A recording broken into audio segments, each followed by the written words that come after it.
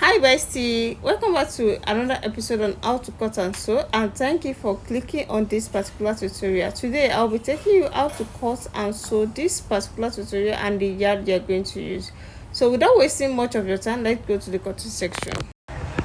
So I'm using 3 yards of this fabric to cut out the tie. You can see it now. This is my fabric here. And the first cutting is going to be the upper part before the straight cuts they're going to use to make a pleat around the down part. And this particular dress, don't forget, it has a yoke, so this is all what I'm going to put it through. So the first folding here is going to be into 2, then into 4. So let me fold it out and show it to you.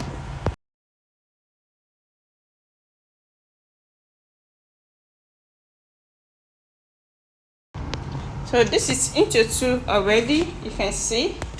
Then into 4. You can fold it in such a way that you can leave your zip allowance at the back, but here I'm not going to leave any zip allowance. I'm still going to divide it back into 2 because the allowance I'm going to add to this measurement will give me the zip allowance already. So the next thing here is to take the length. The length here I'll be making use of 29 inches, but this is 28 inches. I'm still going to add the same allowance of 1 inch after the measurement. Then here I'll be making use of 8 inches of shoulder measurement, then a shoulder slant of 1 inch.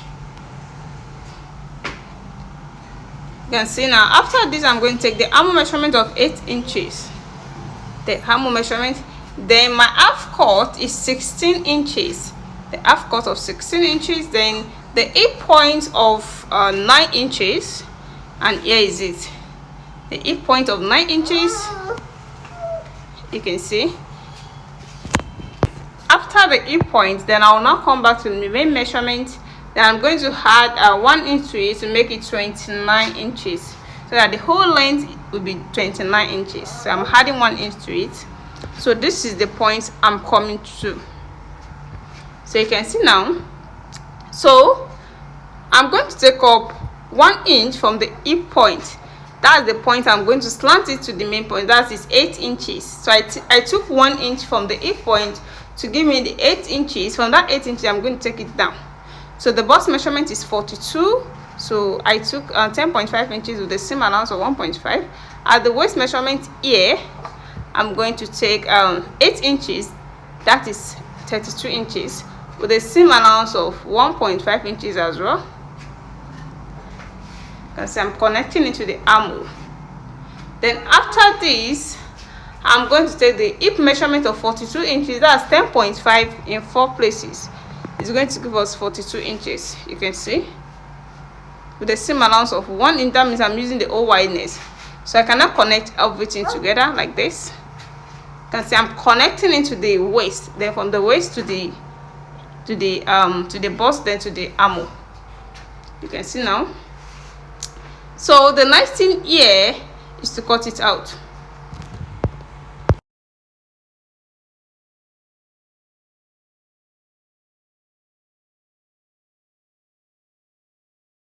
So we are done with the first cutting. So the second cutting is going to be on that 8th point. You know what we took? We took the hip point to be 9 inches. Then I took up 1 inch to that 8 inches. So that is the point I'm going to slant it down to the main length. Now that's the point I'm pointing out. You can see. So from this particular point to that allowance I added, you can see. So the excess at the down part, I'm going to cut it out now.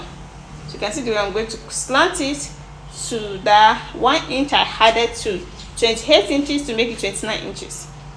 So I've cut out the excess. So this is not from the hip point now, it's from that 8th point. That's 1 inch above the hip point. So the next thing here is to take the yoke. The yoke here is going to be 7 inches, but I'm going to make it of 6.5 inches because of the same allowance. Then if I want to add it back, I'll make sure I added 7 inches back to it. That means the yoke also is going to carry a same allowance. So from here now, I'm going to wool it out, then I will now cut it out.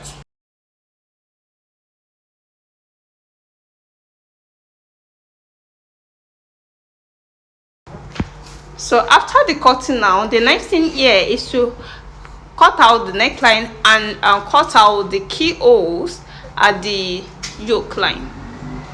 So the wideness of the neck here, I'm going to make it of 3.5 inches, and the deepness I'm going to make it of 1.5 inches.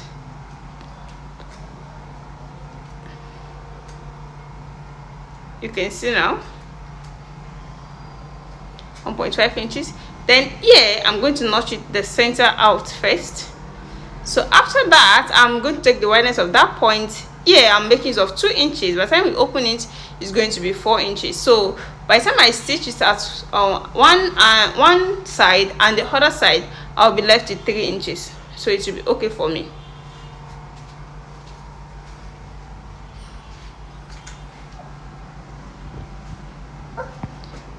So after this now is the keyhole. Before you can cut out the keyhole, you have to know the length at which the hole is going to reach. So here I'm making it of 3.5 inches. So it's from this 3.5 inches, I'm going to take this area to be 1.6 inches. By the time I'm through with it, I'll be left it with 1 inch. So it will be okay for it at the side. So from here to here, I'm going to connect them together from that 1.6 to the 3.5 inches, the height of the keyhole, then to 2 inches at the center. You can see what we are having here. Then I will now cut it out.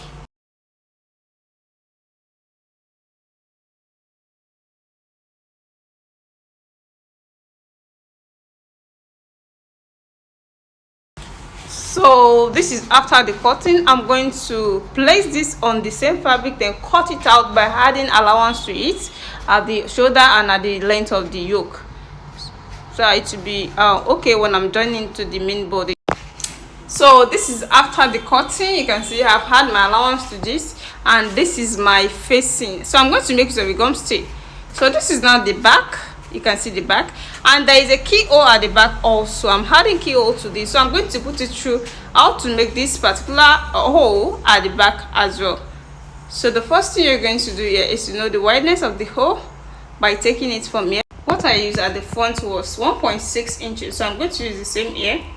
From this 1.6 inches, I'm going to go up to this area and take some inches. So I'm making use of 1.5 inches here. Then I'll now connect it together. You can see the connection. So the connection is going to give us the hole like this. You can see here is the connection. Then I'll now cut it out. You can see now. So by the time I open it now, you're going to see how it's going to form the hole at the back. So this is now the opening. You can see the hole at the back. Then I'm going to divide that center into 2. So we are done with this now. This is the down part, and we're going to divide the back into 2, like I said earlier, for this.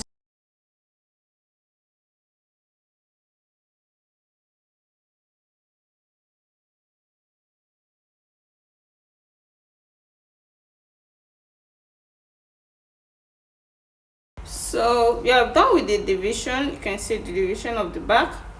Then the next thing to do here is to cut out the straight cut to make a pleat around the down part. So here is our back yoke with the facing. Here is our front yoke with the facing. We're going to add this a gum stay to it to make it stand.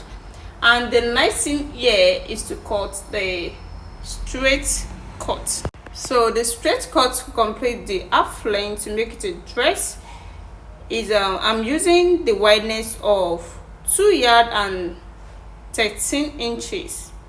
The wide, you can make it of 3 yards, it depends on your fabric, but here I'm using 2 yards and 13 inches for the front, 2 yards and 13 inches for the back. And the particular length for this straight cut is 15 inches. We're supposed to use 13 inches, but because of the seam allowance, that's why I'm making it of 15 inches. The 2 inches is being for the seam allowance.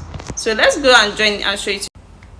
So this is after adding a gum stay to it and turn it. You can see the way I turn it. Both back and front, I've turned it. And you can see my loop.